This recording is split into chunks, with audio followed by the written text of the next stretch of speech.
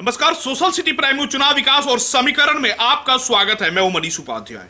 आज हम लोग हैं ग्राम पंचायत राज दक्षिणी गवंधरा में, जो कि कल्याणपुर प्रखंड का एक पंचायत है, और हमारे साथ हैं यहां से स्थानीय मुखिया संजय कुमार जी। आपका बहुत बहुत स्वागत है हमारे चैनल पे। पहला सवाल होगा, आज 2021 में पंचायत का चुनाव हुआ था, ग्राम पंचायत का चुनाव हुआ था। उस पंचायत चुनाव में आपने अपनी पंचायत की जनता से काफी सारे वादे किए थे, लगभग कितना सफल हो पाए हैं आप? अभी जो काम हम कर रहे हैं या जो जनता से वादा किए थे, उसका 15 से 20% हम अपने आप को सफल मानते हैं। अभी समय है, धीरे धीरे हम अपने वादे को निभाने के लिए उस दिशा में अग्रसर आगे बढ़ रहे हैं। लगभग एक साल पूरा हुआ, और एक साल में आप अपने पंचायत में विकास के कौन कौन से कार्य किए? सर्वप्रथम हमारे मुखिया बनने के बाद अभी तक 91 इंदिरा आवास दिया गया है लोगों को, जिसमें 77 आवास बन चुके हैं, और किसी को किसी भी प्रकार का कोई राशि अतिरिक्त नहीं करना पड़ा है। दूसरी चीज़ है कि शौचालय का भुगतान 71 आदमी का कल मेरे पंचायत में आया है। 25 नए पैसे भी किसी के द्वारा कहीं नहीं लिए गए। ये बहुत बड़ी उपलब्धि है। हमने लोगों से कहा था कि हम इस चीज़ को बंद करेंगे, और उसमें हम अपने आप को सफल दिख रहे हैं। विकास की जहाँ तक बात है, निजी क्षेत्रों में 10 तालाब मेरे द्वारा कराया गया है, जिसमें 2-3 तालाब में मत्स्य पालन कार्य चालू हो गया है। 1-2 तालाब का मछली बिका भी है। मुझे ये सब अच्छा लगा। वृक्षारोपण निजी खेतों में लगभग 16 प्लांटेशन कराया गया है, जिसमें 7 का भुगतान प्रारंभ हो चुका है, 9 भुगतान की प्रक्रिया में है। सामान्य जनजीवन और सोशल वर्क के रूप में 3 नाली का कार्य कराया गया है, 1 ढलाई का कार्य कराया गया है, जो 11 नंबर 12 नंबर को जोड़ता है। बहुत बदतर स्थिति थी उस रोड की, उसको ऊपर ढालुआ रोड तैयार कराया गया है।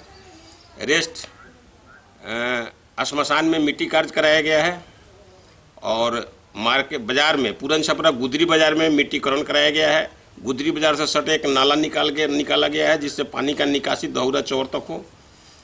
हमारे यहाँ किसान भवन है, पंचायत भवन नहीं था। किसान भवन पर का मरम्मती कार्य और उसको थोड़ा सा रंग रोहन करा के अच्छा कराया गया है, जहाँ पंचायत सरकार के रूप में हम पंचायत सरकार भवन के रूप में उसको प्रयोग करते हैं।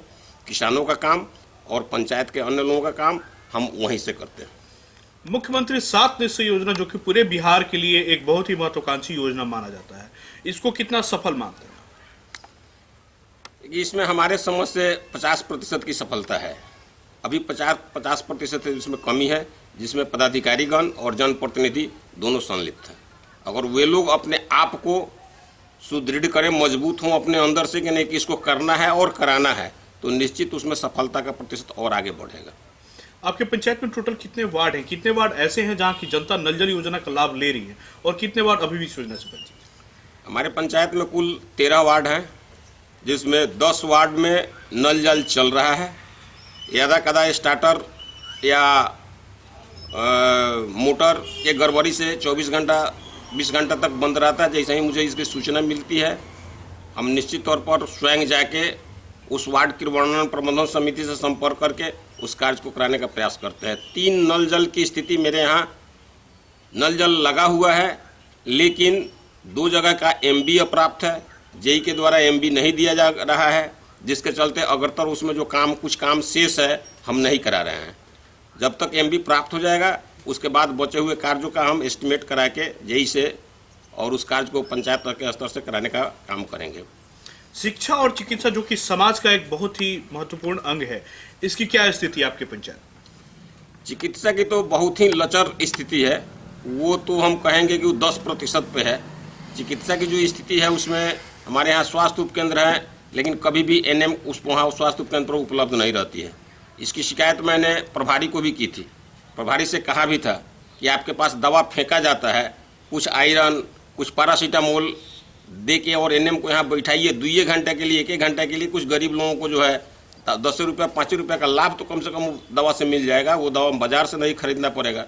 दूसरी चीज़ की देहात के प्रैक्टिशनर के यहाँ वो एक दर्द के लिए दिखाने जाएगी तो उसको 10 रुपया 5 रुपया 20 रुपया 25 रुपया वो ठग लेगा। एएनएम रहेगी तो कम से कम उतना तो उसका बचत होगा, सही दिशा में वो आगे बढ़ेगी। कोई प्रॉब्लम होगा तो उसको सरकारी हॉस्पिटल से जोड़ा जाएगा।